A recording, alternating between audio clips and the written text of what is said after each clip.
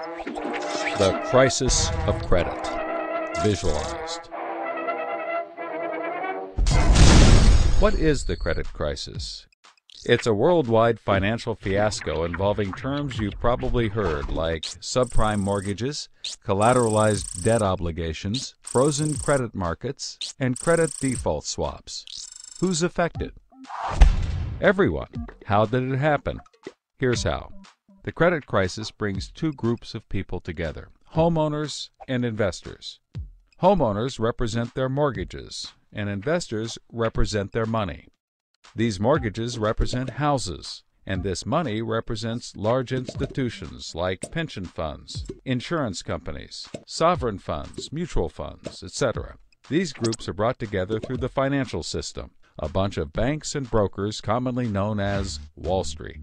While it may not seem like it, these banks on Wall Street are closely connected to these houses on Main Street. To understand how, let's start at the beginning.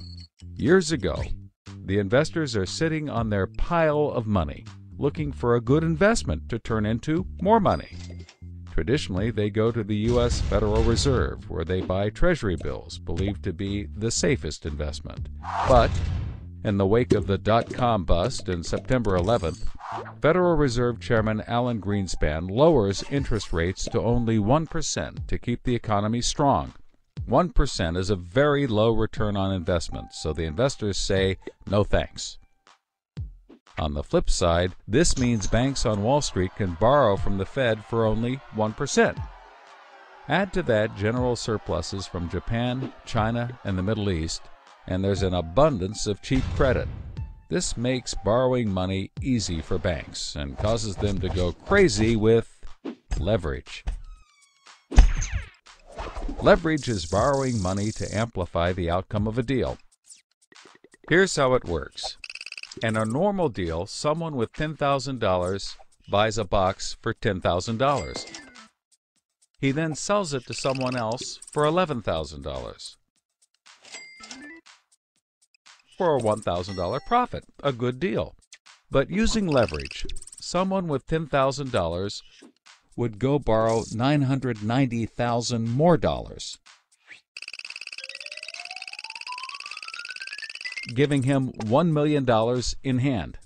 Then he goes and buys 100 boxes with his $1 million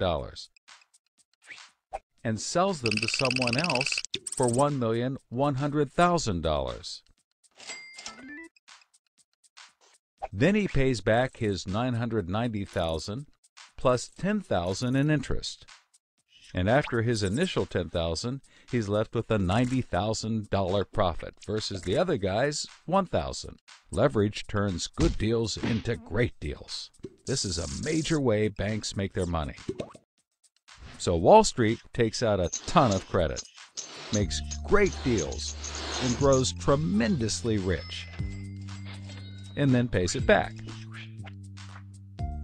The investors see this and want a piece of the action, and this gives Wall Street an idea. They can connect the investors to the homeowners through mortgages. Here's how it works. A family wants a house, so they save for a down payment and contact a mortgage broker. The mortgage broker connects the family to a lender who gives them a mortgage. The broker makes a nice commission. The family buys a house and becomes homeowners. This is great for them because housing prices have been rising practically forever. Everything works out nicely. One day, the lender gets a call from an investment banker who wants to buy the mortgage. The lender sells it to him for a very nice fee. The investment banker then borrows millions of dollars and buys thousands more mortgages and puts them into a nice little box.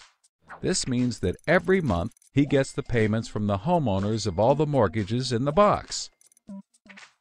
Then he sicks his banker wizards on it to work their financial magic, which is basically cutting it into 3 slices: safe, okay, and risky.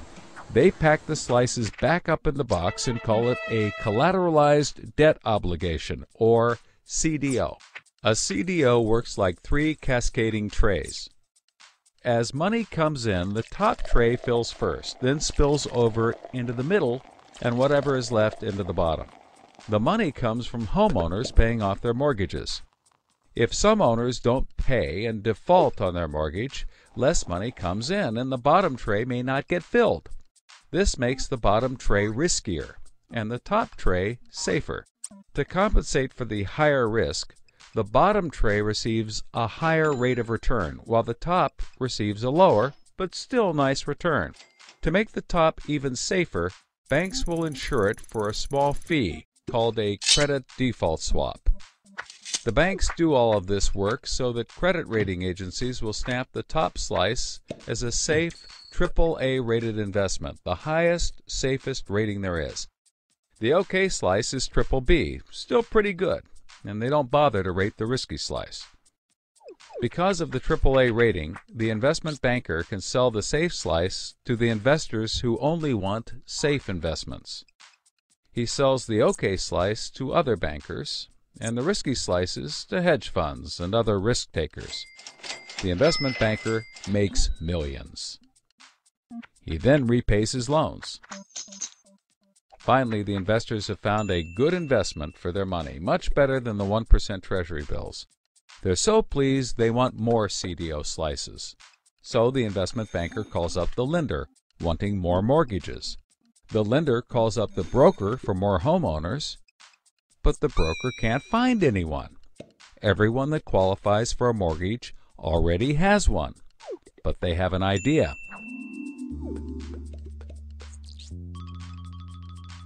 When homeowners default on their mortgage, the lender gets the house, and houses are always increasing in value. Since they're covered if the homeowners default, lenders can start adding risk to new mortgages, not requiring down payments, no proof of income, no documents at all. And that's exactly what they did. So instead of lending to responsible homeowners, called prime mortgages, they started to get some that were, well, less responsible. These are subprime mortgages. This is the turning point.